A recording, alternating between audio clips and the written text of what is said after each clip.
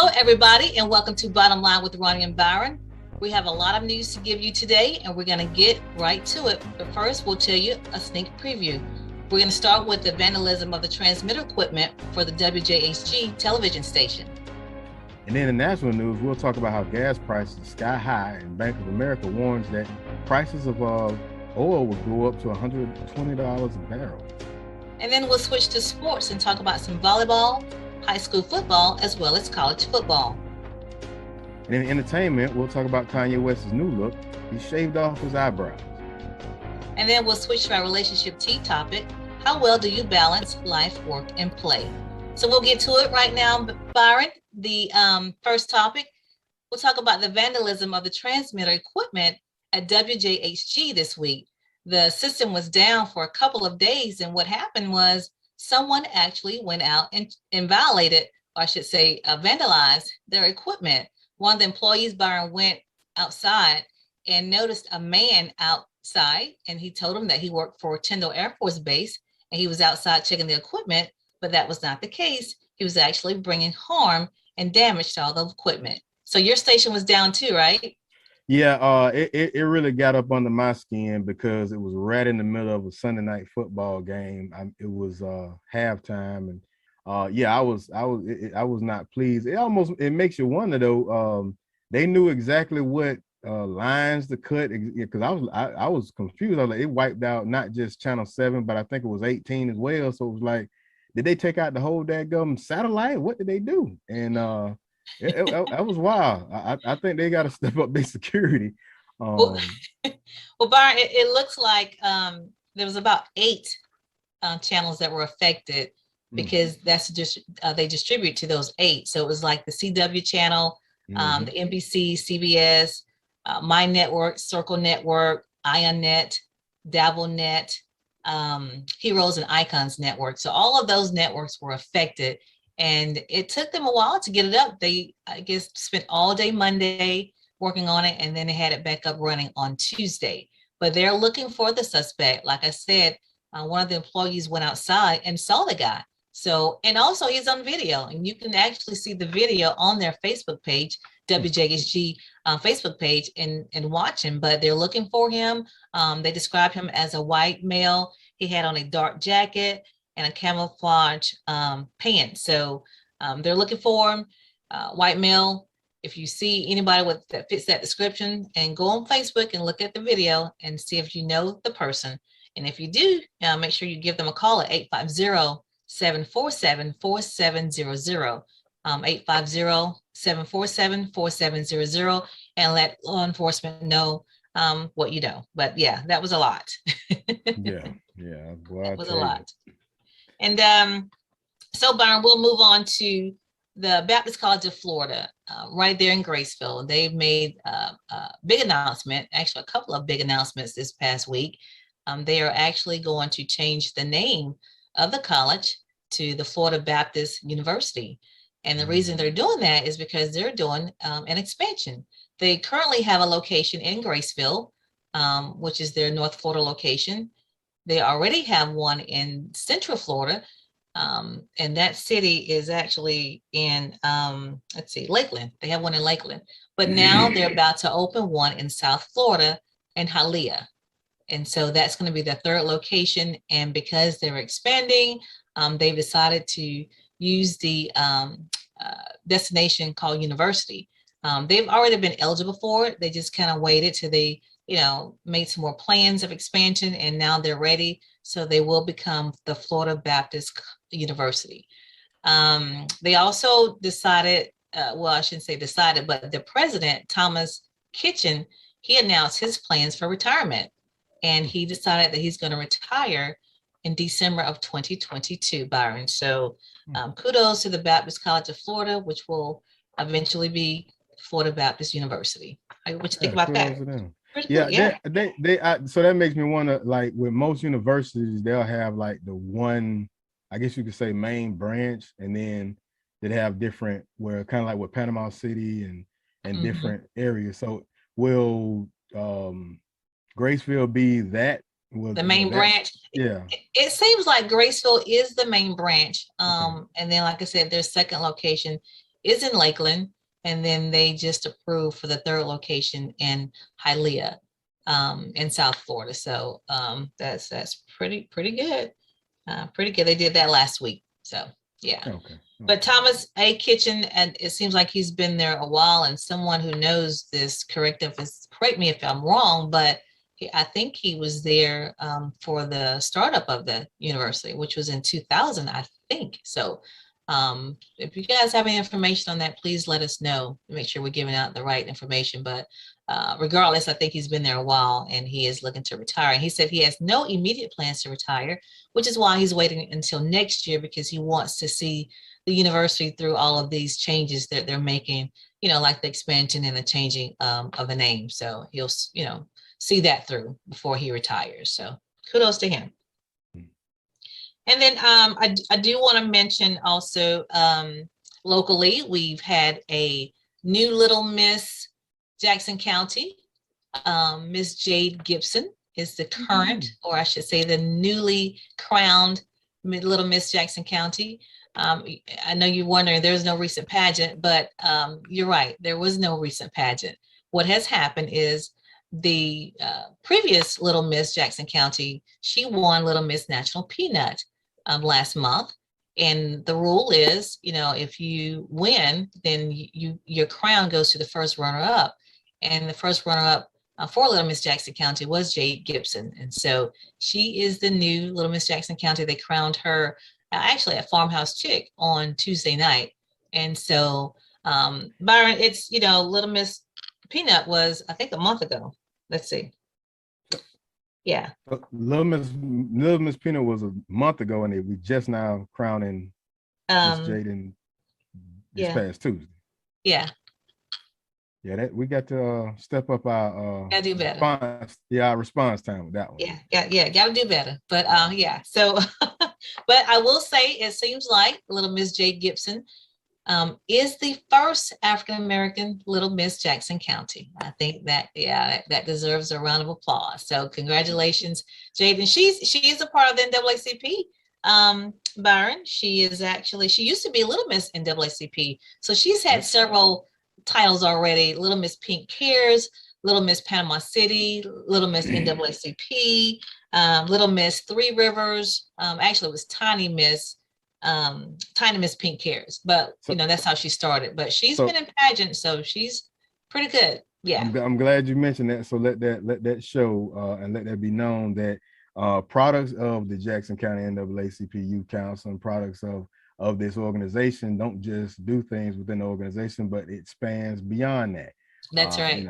I've just recently stepped in and became a youth advisor for the Jackson County NAACP Youth Council, and we're moving slow, but we're trying to step up. But we cannot do it without parents. We cannot do this and run this organization without the parents involved. And if you're engaged in your community and you want to build future leaders, future community leaders and activists, then you need to bring them and be a part of this organization. But it's not effective and it's not as strong without your engagement and without your input. Once again, and I do things a different way, but it's not going to be a daycare center. This is something that community driven and it's warranted. So kudos to Little Miss Peanut Festival in Jackson County, Miss Jaden. Shouts out, just keep doing bigger and better things, and it's gonna follow. She's awesome young woman, and it's gonna just continue to grow. Yeah, and she's very active. She's also in Girls of Pearls, Girl Scouts, and she does competitive cheer. So she's very active, and third grader at Mariana K8, and she wants to be a first grade teacher when she grows up. So very good. But she is the daughter of Kawandra and Andre Gibson from Mariana. So again, congratulations, Miss Jade. Yeah. All right, I want to move on to some state news.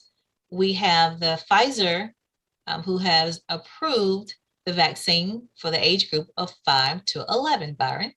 And that basically is going to be out pretty soon. The health department will be receiving vaccinations pretty soon as well. So I'm told 100 children's hospitals will have it, pharmacists, pediatricians, temporary clinics, in the communities as well as schools will also carry the vaccine for the age group 5 to 11. What do you think? Because you have kids in that age group, Byron. Yeah, so for all that don't know, I know I did it last week, but I gotta apologize again. I'm calling and making apologies to a lot of people because I've been incognito for a while. Our family got hit with the COVID bug as well as strep, sinus infection, and it's been back to back to back. I'm recovering. But yeah, our intent was to get my oldest, which is 12, to get him vaccinated, but unfortunately he got the COVID, so we have to wait 90 days, and then get the younger ones vaccinated. So now we're at that point where I can get 3 and I gotta wait for 2. So we'll ride it out best way we can, but they did get their flu shots. So if that's another one, people don't forget about getting those flu shots, because this is that time of the year, it's that season. Yeah. I just got mine peanuts, on Tuesday. Yeah, the peanuts are being cropped and that dust is out there. So saline, Mucinex, do what you got to do. Humidifiers. Hey, we've been, we've been working steadfast at it. So yeah, but I'm it's good news to see. So I'm hoping somewhere around the beginning of the spring, like January, February time frame. Hopefully people the ball will really start rolling and getting these vaccines kind of like at a good level, Yeah, hopefully. But these vaccines for the kids, I mean, they're popping them out like, probably the first of next week. I mean, they're ready to start just issuing them out. And it's good to see. I saw that they were that this is being supported by like the American Academy of Pediatricians, American Medical Associations, all of the pediatricians organizations are supporting this. So that's good to see and to know. But it does say that through a company study that I think they tested like 2,500 kids, and it's 90% effective against the infection. So that's good to know as well. Mm-hmm. Very good. And so that's, I want to bring this to you. Our local and state news is brought to you by Brightway Insurance. You have to check out TD Horn and his team. They offer life insurance, auto insurance, property insurance, as well as business insurance. They're located in Marianna on Caledonia Street, and you should reach out to them at 850-633-3460. Again, that's Brightway Insurance. Byron, I'm going to hit on this real quick. I know we've talked about this in the past, but Washington County may be looking at becoming a wet county. That Advanced Washington group, they got enough petitions, and it's going to be on the November 23rd ballot to vote whether or not to have alcohol sales in Washington County. What do you think about that? I'll tell you, keep your eyes on Washington County. Washington County, a lot of people are sleeping on Washington County, but it's a lot of growth, a lot of right doing when it comes to how they're trying to align themselves with the marketing structure of what Bay County is doing. So pay attention. Washington County is stepping up. So this is just one of those progressive moves that they're doing in order to kind of capture some of that tourism that is going down into Bay County. Yeah. They actually needed like 4,300 signatures on the petition, and then like a month ago they were short like 1,000. So apparently they got that 1,000, and it's not without opposition, because there are some that are coming out saying that they are concerned that if chains, the big chains start popping up on the interstate, that they'll take away from the small businesses in Chipley. So there's concern about that. There's some opposition. So don't think it's not with opposition. Yeah, but that's something that, and we deal with that a lot in Jackson County. But the thing is, and I'll say this and that'll be it. When it comes to an economy, it's the same fashion as if you look at it from a singular standpoint. You want, as a person, in order to have a robust nest egg, you want to have your hands in a little bit of everything, into real estate, into stocks, into bonds, into 401ks, not just having your hands, what they say, diversify your portfolio. Well, it runs the same way into a local economy. You can't just have one industry. You can't just have one business or 2 or 3 businesses. You got to have it different hands in the pot to have it robust. That's their structure and how they want Washington County to go. But at the same time, you got to look at it that you're letting money within your community go outside as well. Folks leave Washington County to go buy alcohol, so why not keep that money in-house? People are going to come elsewhere to spend money within those same communities. I can't tell you how many times I've been somewhere, and I like to go places authentic. So yes, I may go to a place that may have a Ruby Tuesdays or a chain restaurant, but then I want to go to that one place that I seen on Dinner Dive In and Dives or something like that. There was a small hometown restaurant that had their one signature dish or something like that, and I want to get that experience. So it's 2 sides of that coin. You can look at it one that way, and you can also look at it as the glass half full.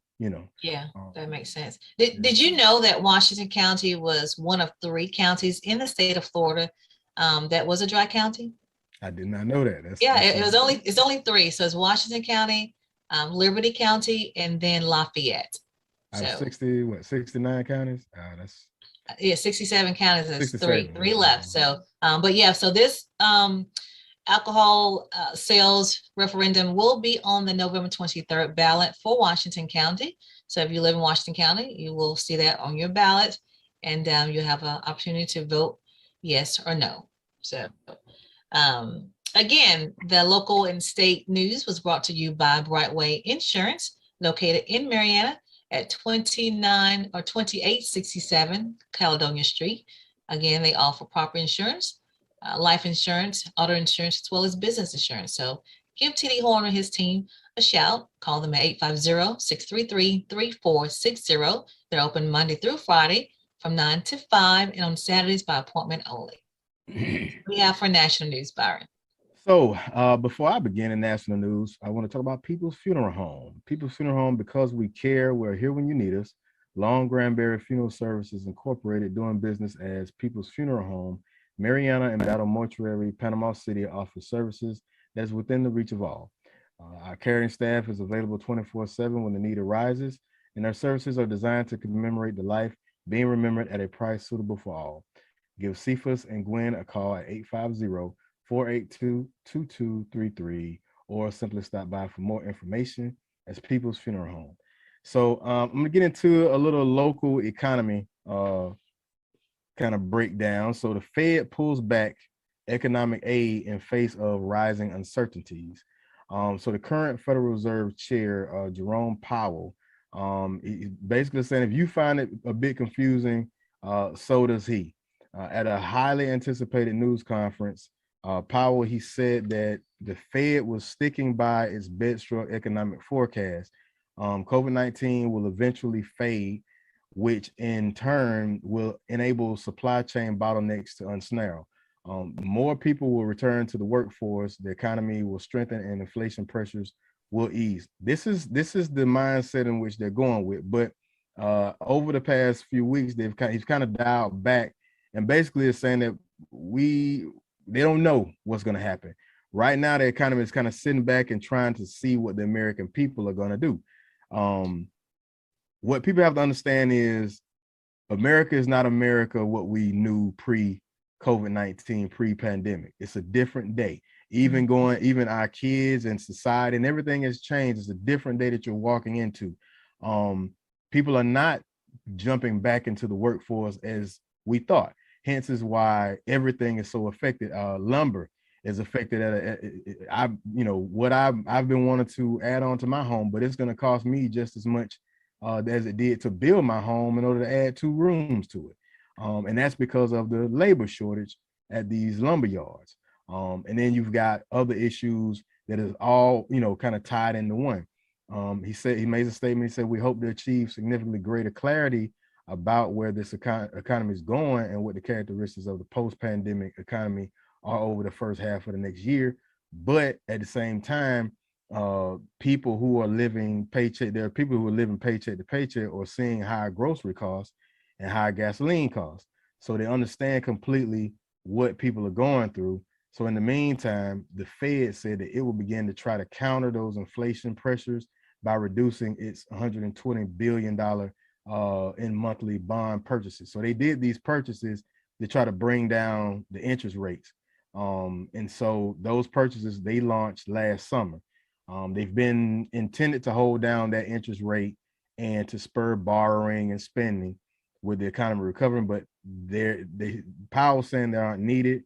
The Fed could alter that pace of its tapering in a statement, but it might, for example, accelerate the reduction if inflation worsens. So it's one of those tedious things that's going on where they're hoping that people will get back to work and everything will start rolling. But I think that as far as with the middle class, a lot of people with the stimulus checks, with a lot of time being home and not spending so much on gas, a lot of people are venturing out and starting their own businesses. And I think that is kind of slowing the process of people going back to the workforce so quickly. And so sad to say, you have to kind of wait it out and see who sticks with it and who, get back at it. But right now, the Fed is still in hopes, but they're saying that we don't have to worry about interest rates being raised until 2023, although Powell has kind of flirted with the idea of, it may kicking off June of 2022. So hopefully things will pick up in January. And I know everybody, what the economy tries to do is look at the holiday season, Christmas, and see how people spend to dictate how well the economy is doing. So it's kind of one of those tricky things because you don't know if people are still spending stimulus money or money that they've earned and worked, and that is why people are spending. So we'll see how that turns out. That gives me a good segue to my next story. So the gas prices are sky high, and Bank of America warns that $120 a barrel for oil is on the way.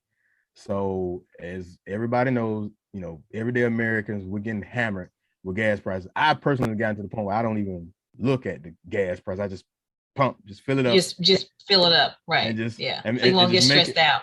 Yeah, just make it a gas bill. It's another. I look at it as another bill, like a light bill, or the satellite internet. I just look at it as another bill. So have you pinpointed the cheapest prices here in Jackson County? I know I always go to McCoy's is cheap, and then the one on South Street, I can't think of the name of it. The gas station right at South Street and Orange Street. They tend to. My husband said the gas lasts longer too from those two places. So that's what he says. Yeah. Well, hey, I'll be honest. I don't even look anymore. But I recognize when my dad started, fussing about it. But it gets me to another point, and I'll address it at the end. But I'll get back on the story. So gas prices have surged to a 7-year high, at an estimate of $3.40 a gallon nationally. But you've got places like Nevada, Washington State, and Oregon that are flirting with $4 a gallon. So this has been, I remember that $5 a gallon, craze that happened a good little while back. And they look like GPAs. Nobody wants to go. Yeah, 4.0. No, that's the one time I want to be failing. I want that 1.0. 1 point. Yeah, that $1. It ought to be a $1 gas party. That was back in high school days when gas was that low. But Bank of America is now predicting that Brent crude oil, which drives gas prices, will zoom to $120 a barrel by June 22. That's a 45% higher level than the current levels. It's very easy for these prices to shoot up when demand conditions are tight, like they are now. Francisco Blanche, that's Bank of America's head of global commodities, has stated. Blanche has been an outspoken oil bull, predicting in June that crude oil would eventually surge to $100 a barrel. Back then, people thought we were crazy. Now we are. So they're basically saying that these oil prices are being backed from recent highs. It's another, just like the previous story, the economy is kind of waning. Well, the oil companies are doing the same thing because they know it's a high demand, but what does that high demand mean for them? When they notice that people are spending more money and are at a constant, because in economics, you got something that's called elasticity. So when something such as gas, something that people need, no matter what, you're going to buy it. It's called inelastic.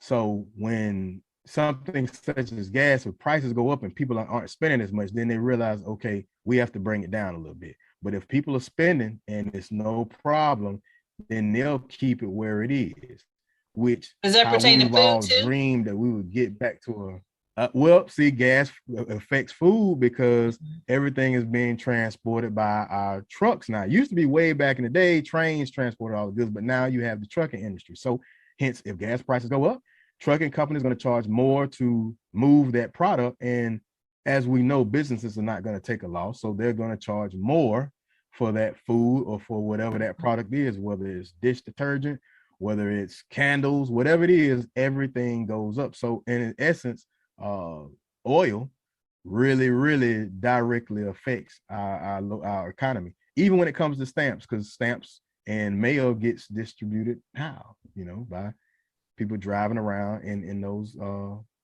in the cars and the mail trucks. So people kind of gotta, it's a watchful eye, and they're kind of sitting back. Now President Biden, he is kind of flirting with the idea of wanting to go and tap into the SPR, which is the Strategic Petroleum Reserve. It's a stockpile that the America has, and he's kind of trying to. What he said is that we think that the Biden administration is prepared to release crude. That want to do that, but in doing so, the Blanche is saying that it'll be a minor impact on the prices unless they do a massive release. It won't kill the rally, but he questioned the rationale for tapping the SPR now, because normally that stockpile has been reserved for like break the glass moments, like a war or hurricanes, where we really gotta help the people and get them down to $1 a gallon, because it's so much that's went on, and when things kind of level out, gas will get back to where it is. It's not one of those things that's warranted when it's just economy soars. We're trying to see when people just gonna get back to work.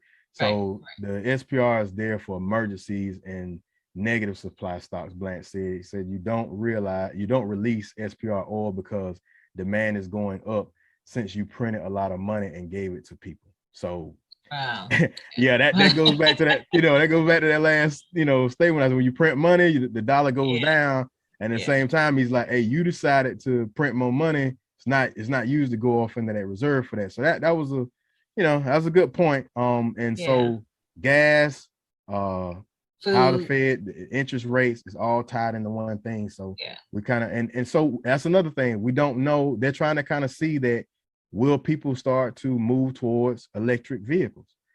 I can tell you personally, if gas go up to $6-7 a gallon, I'll be the first one to buy me an electric car, because I can't do it, So that's another thing. If people kind of go towards electric cars, then of course gas prices will probably go up then, go up?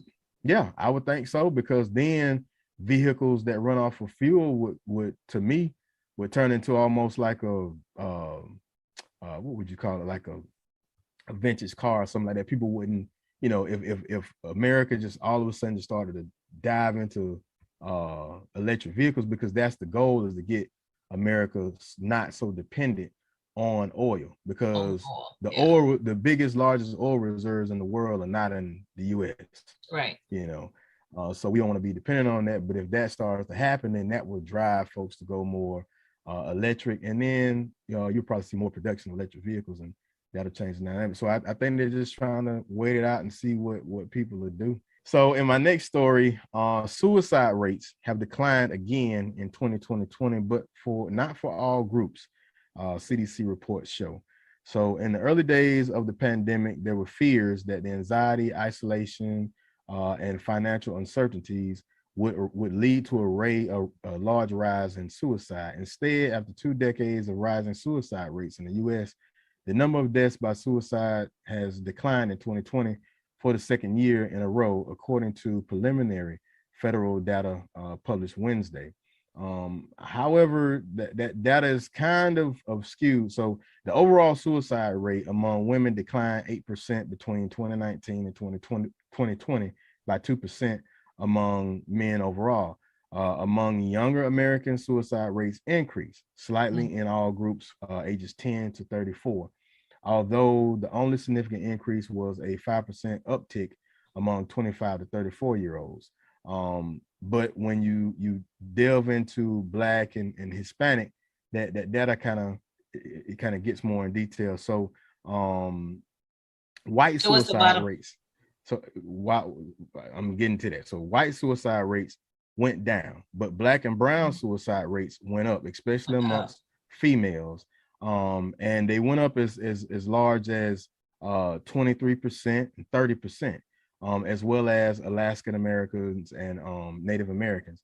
So one of these things, they don't know if it's attributed to people going back into society, because a lot of studies have said that, hey, it may be coming from the fact that a lot of people during the pandemic were together, and so those that may have suffered from suicide and wanted to delve into suicide attempts, because they had family all around them, it stifled that from happening, and then going back into society kind of brought that back out. So we don't know, and they're still trying to study what is the cause of these rates, but they definitely know that in these communities, it definitely has to be a larger focus on suicide and mental health in these Black and Latino communities.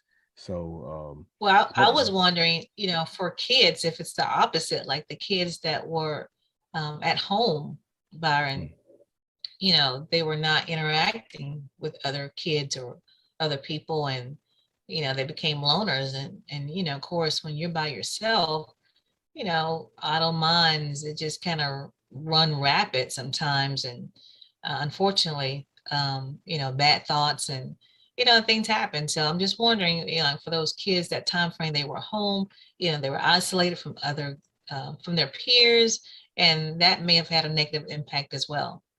Yeah, and that's another point that they made, that they haven't really delved into that data, as well as the data from LGBTQ communities as well, because they don't even know if those communities had a rise and a spike in suicide attempts and rates as well. So it's one of those things where, as a community, we definitely have to put a close eye on it. And that's one of those things with our local officials and within our municipalities that we have to bring some awareness to, especially in our school systems, because a lot of us we've lost those that have suffered and succumbed to suicide, but there's always signs, there's always triggers, and you never know what that may be. And for a lot of kids going back to school, especially those in that age range where they're trying to find themselves and they're trying to find their own identity, they go back to school, and like we all know, kids in school can be pretty harsh, pretty cruel. Yeah, and cool. Yeah. And if they came home from an environment where I could be myself, I can, I can have fun and enjoy who I am, and then I come back into an environment where I'm getting picked on and who I am is not enough anymore. And our kids have to deal with stuff different from what we had to. We didn't have social media. We didn't have every aspect of what we look at and what we engage in telling us who we're supposed to be and what we are and what we aren't. We kind of had the freedom of kind of figuring that out on our own, with the exception of maybe what we saw on TV. Right. So, and even with TV, we didn't have the reality shows. We had the shows that kind of gave us a model of how things should be. So, it's a lot of pressure. Yeah, it's a lot of pressure on young minds to soak up, and we got to give them that space, even if it's 30 minutes or an hour of clarity, or something where they could release their own thoughts to somebody that won't be judgmental to them. Right, that's true. So that's something that we definitely need to explore, because we want to make sure that we take care of home as well. So I'm gonna digress on that one. Yeah, but so national news. That was my segment on national news. The national segment was brought to you by People's Funeral Home, because we care. We're here when you need us. Long Granbury Funeral Services Incorporated, doing business as People's Funeral Home. Mariana and Battle Mortuary, Panama City, offers services that is within the reach of all. Our caring staff is available 24/7 when the need arises. Our services are designed to commemorate the life being remembered at a price suitable for all. Give Cephas and Gwen a call at 850-482-2233 or simply stop by for more information as People's Funeral Home. Good. So Byron, before we move on to sports, I know we have to move very quickly, but I want to hit on the Jackson County Board of County Commissioners because they met in another special meeting this week. This was their second one regarding redistricting. I wanted to bring everybody up to speed as what happened at that meeting. So this week, they actually tweaked the map that was basically submitted by Commissioner Clint Pate. It was the second map. They tweaked that, got the numbers, where they wanted them across the board, where they're pretty much, equal in all 5 districts. So that was, pretty much it. And then they also decided to request that the attorney, Michelle Blankenship Jordan, go before the courts and petition for Jackson County to be relieved from the consent decree. So they voted 5-0 for her to do that. So that's going to be interesting in itself, Byron, because you and I both know the courts are going to look at, what progress has been made since 1986. And that progress is 0 because in 1986, since then, they've only elected 2 African-Americans, one, Dr. Spires in District 1, and then, of course, Mr. Alex McKinney, also from District 1. So there's no other African-Americans that's been elected in Districts 2, 3, 4, 5 since 1986, not only in the county commissioners, but school board as well, only District 1, and that was in 2018. So there you go. Yeah, so that's the standard. What is the standard that you made to go to disregard that minimum? And that's another point that I wanted to make to the people that understand that the consent decree is something that our leaders before us left as a bare minimum standard. Is it possible? Could Jackson County have more than one minority district? Yes. It's possible to have 2, 3 districts that are minority. Yes. But as a minimum, at least one, and District 1 has been historically that district. And so at least maintaining that is the standard. Now, back once again, if you wanted to deviate from that minimum standard, then what is the standard that you have set over time? And since the implementation of this consent decree, Ronnie just put it, 0. Plain and clear, you've not superseded, or you've not went above and beyond that to warrant relief regarding the whole the relief of it. So you didn't do due diligence. You didn't do above and beyond. You didn't even do above, not beyond. No, you didn't even meet. So you barely met it, and you're meeting it as a requirement. You know what I'm saying? So not smart on their part. Not smart. Yeah, not smart. So, but I wanted people to be updated as that's where we are with the whole redistricting and the consent decree. So we'll keep you posted on as this story develops. Okay, so we'll move on to sports. We do have some sports actions to tell you about. We had some regional semifinal volleyball. We had 3 teams from this area to participate in the regional semifinals, and that happened on Tuesday night. Chipley lost to Central. They won 2 sets, Central won 3 sets. So Chipley is out. Central is a school out of Milton, Florida. Sneads did beat Cottondale in 3 straight sets. And then Bluntstown defeated Liberty County. They won the first set, lost the second set, and then came back and won sets 3 and 4. So they advanced to the regional finals. So Sneads and Bluntstown will play each other on Saturday in Sneads at 2:00. So if you're interested in seeing volleyball, that's going to be a good match. Sneads is 18-10 and Bluntstown is 16-11. So they both are some pretty strong teams. So they play each other. So that's it for volleyball. Then I'll move on to high school football. Mariana played last night. They played North Bay Haven. So Byron, I put that score up. That game was last night. And then on tonight, Sneads football team is at Liberty County, and that game starts at 6:30. Now Sneads beat Hamilton County last week 48-6. So we'll see how they do tonight. And then Cottondale is at Branford, and that game starts at 6:30. Do you know where Branford is? Branford? No. Yeah, Branford, Branford. That's who Cottondale played tonight. They're on the road. So never heard of it, but anyway, so that's where they are. And then they lost to Williston last week, 49-34. And then Graceville is at Weewha-Hitchcock. That game starts at 7 p.m. Graceville also lost last week to Franklin.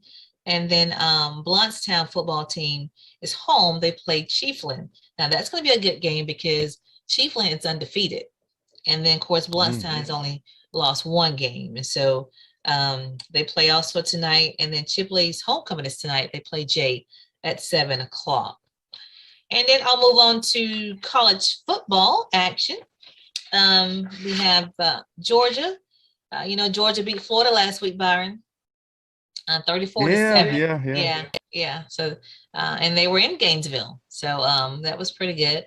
But they host Missouri tomorrow at 11 a.m. That game will be on ESPN. And then Auburn is at Texas A&M. And that game is at 2:30 p.m. on CBS.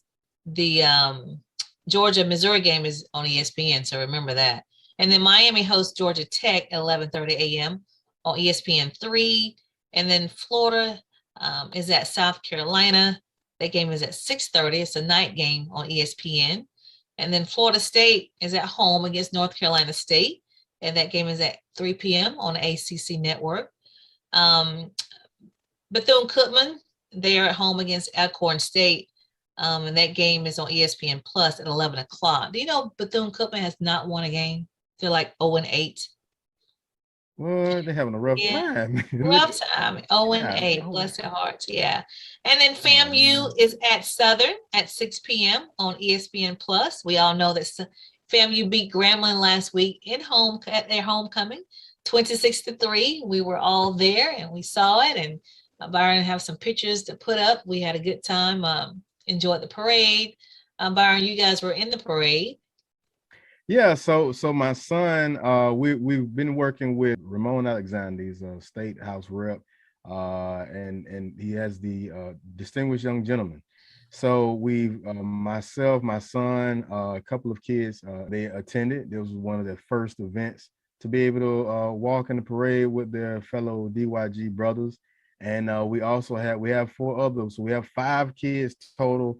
Actually, the induction to the DYG begins with 7th to 12th grade, but we're starting our own Jackson County chapter, and nice. We're the newest boys are all they're taking this year to grow and to polish themselves up within the organization, and they will be the face of Distinguished Young Gentlemen of America out in Jackson County. So that's a cool thing. It was very cool.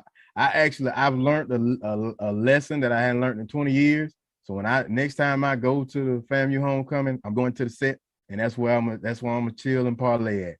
It was fun. My incoming freshman class of 1986 had a reunion, and so I got a chance to see my classmate, my roommate, and also some dorm mates, like some girls that we shared Cropper Hall. We were in Cropper Hall, and it's torn down now.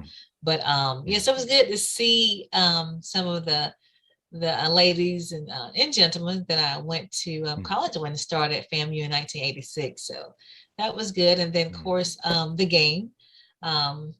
So it just was good to be. I had been to homecoming in a while, so it was just good it's been about maybe 3 or 4 years. Maybe, yeah. Oh, so 86. Good to see it. Yeah, it was just man. Good you was one of them planet. Right, 86. Yeah. You was. Yeah, you get it in. Incoming freshman class couldn't tell us nothing. We were just, especially my crew. So, but it was good. So, but yeah, that's where. So we got pictures. Hope you guys enjoy them. They're also. I get you have them on the screen. You can look at them. So, and but that's it. So, Byron, what do you have for I do want to mention this. The sports was brought to you. I want to mention Travis Russ at Marion Toyota. You guys go by and see Travis. He is a professional sales consultant at Marion Toyota. He can find you any car that you want. So see Travis Russ at 850-209-7051. give them a call, again, 850-709-7051, or go out and see them at Mariana Toyota at 2961 on Pennsylvania Avenue in Mariana. All right, what you have for entertainment? Get one of them electric cars. Yeah, tell them to find you one of those electric cars. And tell Travis we sent you. Bottom line with Roni Byron sent you, okay? That you heard us talking about him, okay? All right. So the top 10, Byron, we forgot your top 10. Oh, yeah, top 10. Yeah, you gotta put that on the screen. Georgia's number 1. Alabama has climbed back up to number 2. You see that? Alabama's number 2. 3 is Michigan State. 4 is Oregon. 5 is Ohio State. 6 is Cincinnati. 7 is Michigan. 8 is Oklahoma. 9 is Wake Forest. And number 10 is Notre Dame. That is the AP polls top 10 for week 10. All right. Entertainment. Speaking of entertainment, we got some TV. Watch 2X TV. 2X TV is an off-beaten path streaming travel channel. Dale Cox and the 2X TV team take you on a digital adventure in Florida, Georgia, and Alabama with travel features and documentaries. You can watch 2X TV on YouTube, Roku, or 2xtv.com. That's 2xtv.com. All right, so another news, a cancer survivor, Tina Turner, 81. She's now been inducted to the Rock and Roll Hall of Fame. And she said, if they're still giving me awards at 81, I must have done something right.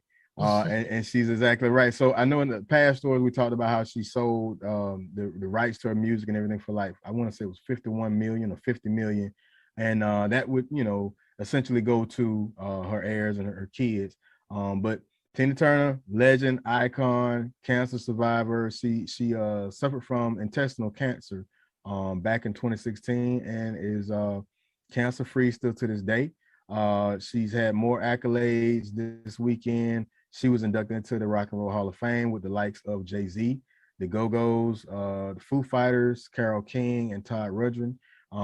Tina, who currently lives in Switzerland, she was unable to attend the event, but she joined via video. And that's where she made the statement that if I'm still getting awards at 81, I must have done something right. She was inducted by actress Angela Bassett, who portrayed her in the 1993 film What's Love Got to Do With It. Yeah. So she said it. Yeah, she looked just like her in the movie. I mean, she played it. She played it. Did. And great job. She made a statement that that was one of the most demanding roles that she had ever played, but it was also the most fulfilling. I dare say that was probably one of the breakout. Although Angela Bassett did films before that, that was like her, that was her film. That was the one that really got her to that superstar status. She said that, like Tina, I was a little Black girl who had dreams far beyond what the world had expected of me. So it was a great moment. She had performances that spanned all genres of music. She had her and Keith Urban perform the tribute "It's Only Love." Bryan Adams, who wrote that song, originally duetted with Tina Turner in his 1984 album. I think it was "Reckless" was the name of it. Keith got stubbed. He got subbed in last minute because Brian couldn't. He tested positive for COVID. Mickey Guyton gave a heartfelt tribute of What's Love Got to Do With It, and Christina Aguilera, she did a performance on the hits River Deep and Mountain High. Nice. So that just lets you see how wide range of genres that she influenced. So I'm like her at 81. I hope to be motivating people like that and to inspire generations that span four decades, that's 5, nice. That's a lot, so in my next story, Dean Winters. So if those who don't know Dean Winters, if you're not a TV connoisseur like myself and watched the series Oz that was on HBO like some years back, he played in Oz, but he also played as the Allstate personality Mayhem. So he'd be talking and it might be a car crash or something like that, and he would be the actual reason why you'd crash. He played Mayhem. He revealed that he has been in constant pain since undergoing multiple amputations more than a decade ago. He's spoke to different, I think it was Page 6, and he said that I haven't taken a step since 2009 without being in pain. He's going through neuropathy, whole different levels, and he's just said that he's had times where he couldn't feel his hands or his feet. But if I stepped on a pebble, it's like I go through the roof. And believe it or not, he's 57 years old. Hard to believe that he's 57. Wow. But yeah, he says it's a very weird dichotomy. It's like it's very hard to figure out. Nothing you can do about it, he explained. But I've been sucking it up because the alternative is not a place that he wants to be. He has some new films coming out. Christmas versus the Walters with Paris Bravo, Shawnee Smith, Bruce Dern, Chris Elliott, and Nate Torrance. He's also going to be playing in the anticipated Peacock adaptation of the Netflix docuseries Tiger King. So I know during the pandemic, everybody got a little bit of that Tiger King. He's going to be playing Jeff Lowe, the bandana wearing Las Vegas loving businessman who partnered up with Joe Exotic. So they haven't put out when the premiere of Tiger King will come out on Peacock yet, but right now Christmas versus the Walters will be in theaters actually today. So there's no word yet still on that. Yeah, but hopefully he can find some type of a experimental, I don't know, that has to be miserable. Surgeries or something to. Yeah, he got like 2-3 fingers amputated in a gangrene incident. So, but into my last story, it may be lighter or humorous for those, but Kanye strikes again. Oh, as you were, Ye strikes again. He went from changing his name to branding a interesting haircut. Now he's wearing eyebrows off. He's no eyebrows. He's wearing Whoopi Goldberg on us. So since we reported that one, I'm gonna show that picture to you guys. So yes, it's true. Ye's fashion. He just may be setting a new trend. A lot of people thinking, hey, is he going through something? Mental? Is he having a breakdown? And some people say, hey, this is just Ye doing Ye and just trying to break, another barrier. I don't know. But at his debut of his Sunday service, I'm gonna let the image show for itself. So that's shout out to Kanye. Pretty interesting, Byron. Pretty interesting. So yeah. So that's entertainment. Once again, speaking of entertainment, speaking of TV, 2Egg TV. 2Egg TV is an off beaten path streaming travel channel. Dale Cox and the 2Egg TV team take you on digital adventures throughout Florida, Georgia, and Alabama with travel features and documentaries. You can watch 2Egg TV on YouTube, Roku, and 2eggtv.com. That's 2Egg TV. Okay. All right. So we'll move on to our relationship T segment. And the topic today is how well do you balance life, work, and play? So, it is a balancing act. It really is. Some people do better than others, but we all must find that balance between, life, work, and play. I mean, we have to live, we have our, home life. We have things that we're, have committed to doing in the community or, just amongst ourselves with the family. And then you have to work. Most of us work in some capacity. But you have to find that time to play where you're just either relaxing or you're doing something that you love to do and just having fun. I think that helps mentally. It helps physically as well because it alleviates stress. And so we just have to find that balance, Byron. We really do.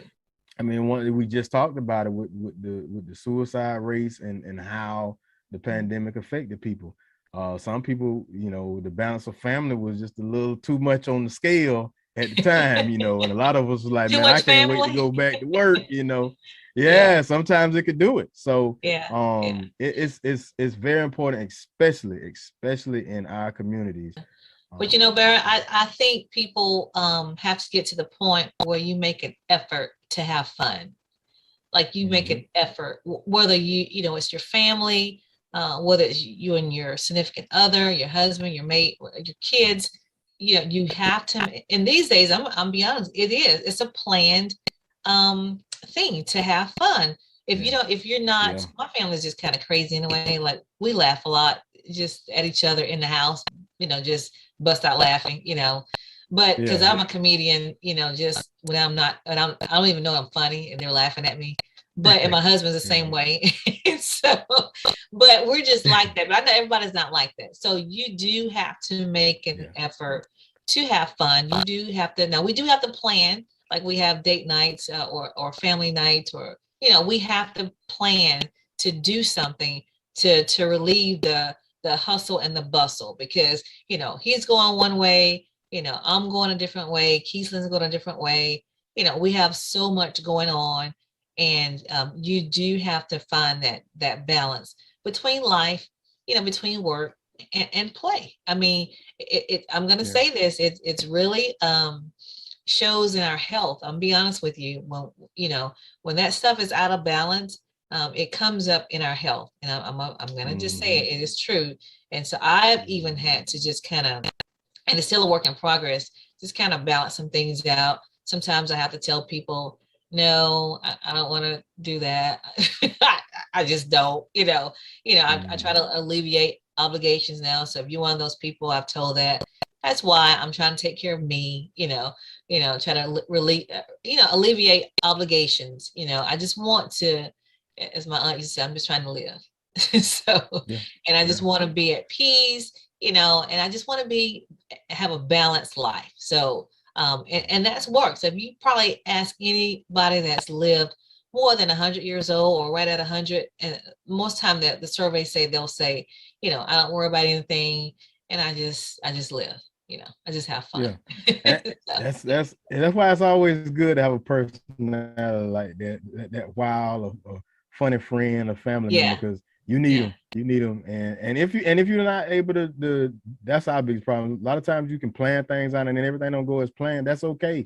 Make the best of a situation. You may not be able to go to Dave and Buster's today, so let's break out a game board, a game. I'll go outside and play tag or something, or just do something that's not costly or whatever. You can always, like you said, bring out a card game, or I think a cards Uno or something, or we're creative people. You know what I mean by that? We make our own what's the name of the game where you're acting stuff out? Charades. We create charades. I mean, red light, green light, mother may I. We make our own stuff. We know what we're talking about. We create our own fun. So I think we can't gather like we want to, and that's okay. So with the ones that are around you, we just have to make the best of that. So but that's what, find that balance. That's what I encourage everybody to do. And it is a work in progress. So just make an effort to find that balance, to be happy and to laugh and have fun, just to have fun. Yeah. And post it. How about we do this for the rest of November? Let's just post, you or your family, your friends on, and tag us. I think you can tag us or reference us, Bottom Line with Roni Byron. Video pictures, TikTok videos, that's fun. I love to see those. So, but let's do that. All right, everybody, thank you again for watching Bottom Line with Roni Byron. We thank all of our supporters. We really appreciate you for taking the time out to watch the show.